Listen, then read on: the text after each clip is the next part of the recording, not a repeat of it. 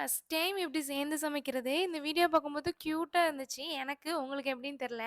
கஷ்டப்பட்டு வீடியோல வர வச்சிருக்கேன். சண்டை போட்டு வரமாட்டேன்னு சொன்னவர, ஒரு கடையில ரசமலாய் சாப்பிட்டு பார்த்துட்டு, "செஞ்சு தரியான்னு?" கேட்டாங்க. சரி ஓகேன்னு சொல்லிட்டு அவரையும் ஹெல்ப்புக்கு கூப்பிட்டுட்டேன்.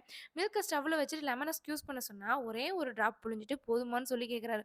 எப்படியோ பால வந்து தெரைய வச்சுட்டோம். லெமன் போட்டனால புளிக்குமோன்னு நெனச்சோம். பட் ஆனா அந்த புளிப்பு டேஸ்ட் கிடையாது.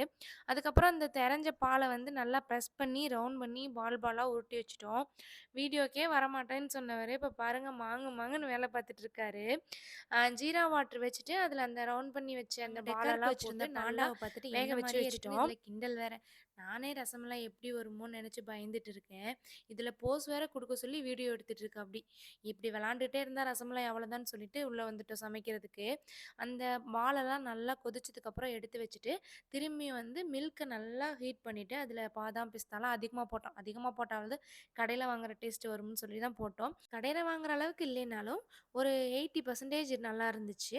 அந்த பால் மட்டும் ஹார்ட் ஆயிடுச்சு அந்த மில்க் பால். ஏன்னு தெரியல. யாருக்காவது தெரிஞ்சுச்சுன்னா கமெண்ட் செக்ஷன்ல சொல்லுங்க. நெக்ஸ்ட் டைம் ட்ரை பண்ணி பார்க்குறேன். நெக்ஸ்ட் வீடியோல பார்க்கலாம். பாய்.